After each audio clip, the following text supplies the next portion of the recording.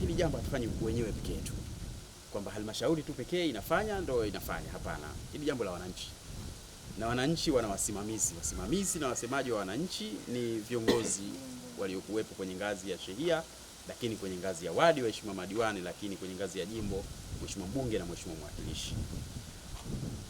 Ndio tunaoshirikiana kwa pamoja kufanya kazi hii. Lakini sambamba na hilo, kazi hizi zinakaguliwa kwa mujibu wa utaratibu. Sio tu kwamba kazi imeshafanywa, fedha imetoka kwenye mfuko wa kuchochea maendeleo jimbo la Tumbe au jimbo la Micheweni, jimbo la Tumbe kwa upande wa mwakilishi na upande wa mbunge, haishii hapo.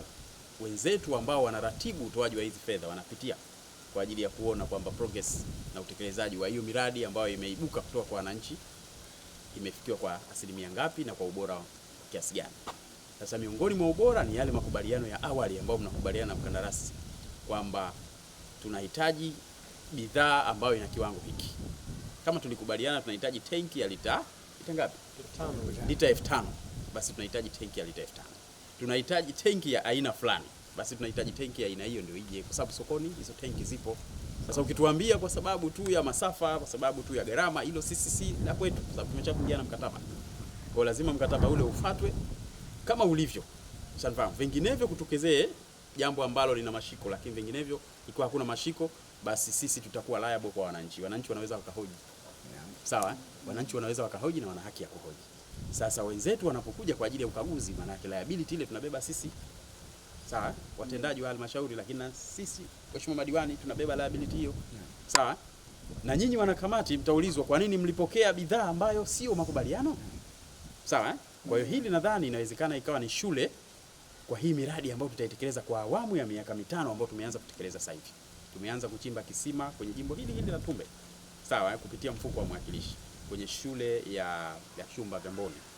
Sawa, chima kikubwa kimechimbwa kule.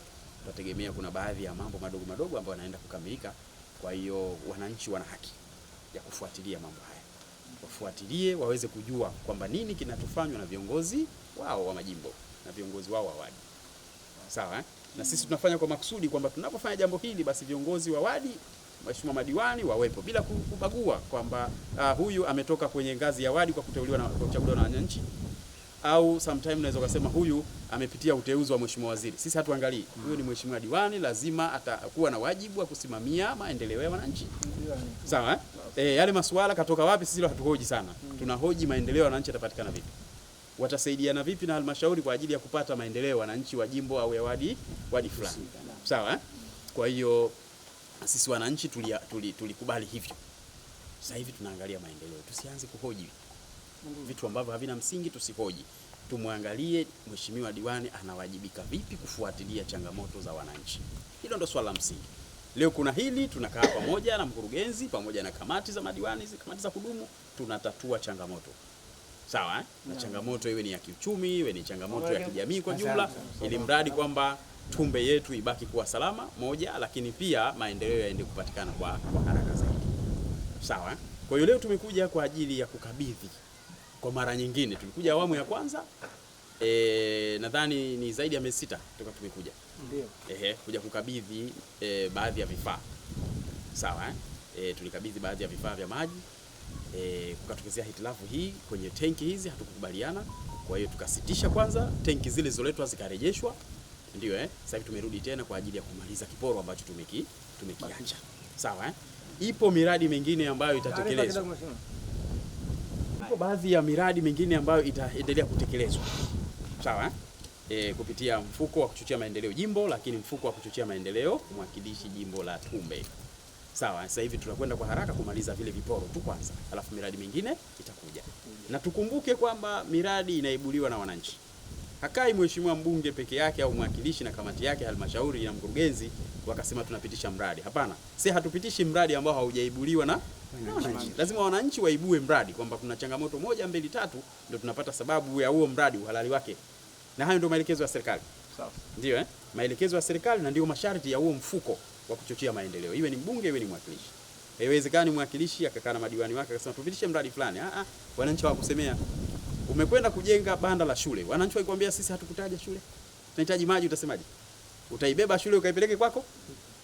Inakuwa ni changamoto. Si ndio Sasa sisi tunakaa, wananchi wenyewe wanajadiliana, alafu wanatuletea. Wakisha kutuletea, kuipitisha inakuwa ni halali zaidi. Leo tarehe 12 mwezi wa 3 mwaka 2026, imani yangu ni kwamba utawakabidhi wananchi ambao wanasimama kwa niaba ya wananchi wengine kwa ajili ya maslahi ya vijana wetu.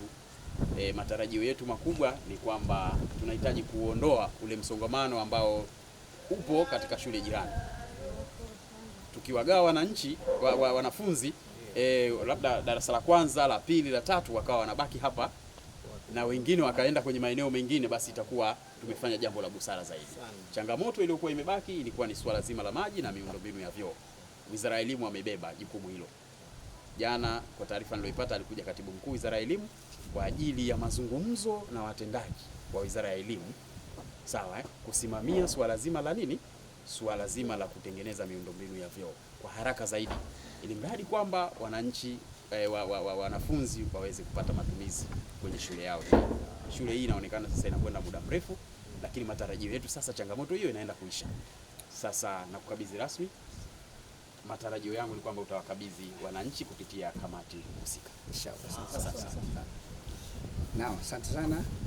Nimepokea ili swala la ambalo kuwa ni chochezo wa maendeleo ndani ya wadi yangu, na tayari kwa hatua tuliyofika, basi na mimi nitaka mwenyekiti wangu wa kamati husika kwa ajili ya niaba ya wananchi wa wadi yetu hii, ili wakabidhi haya na tuendelee na utaratibu rasmi wa kukamilisha panapobakia.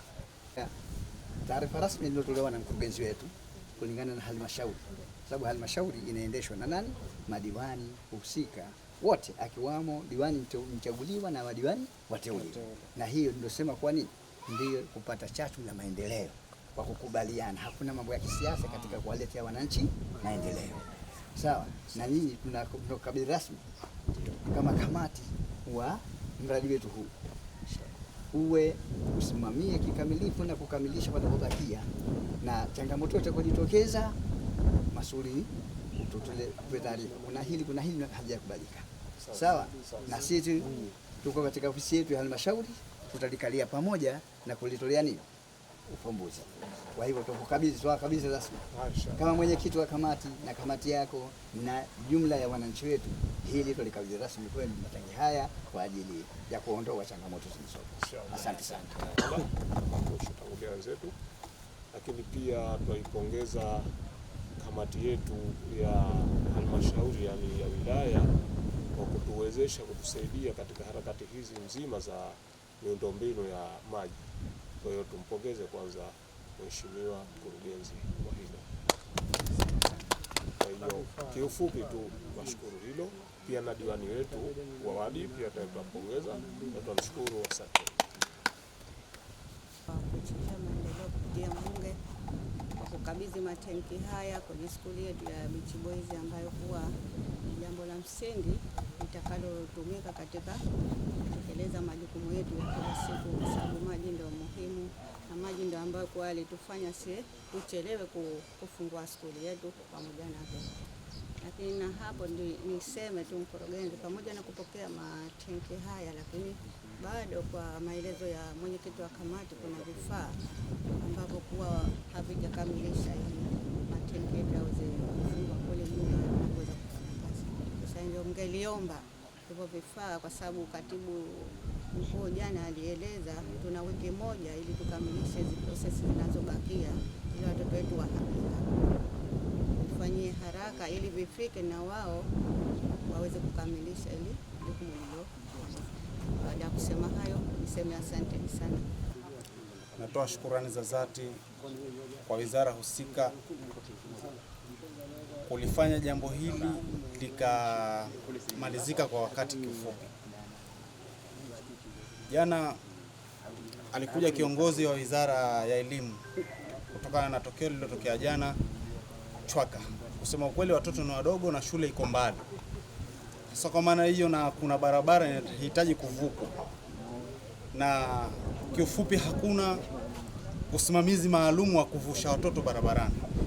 Sasa hili jambo likimaliza kwa wakati hapa kwa haraka, tutashukuru, itakuwa linatusaidia sana kuepusha zile ajali za lazima ambazo kuwa zinaepukika. Tunashukuru kwa hilo viongozi. Kwa niaba ya mkurugenzi wa halmashauri ya wilaya Micheweni pamoja na uongozi wake wote uliofika hapa, Nimepokea nimepokea kwa pamoja. Asante.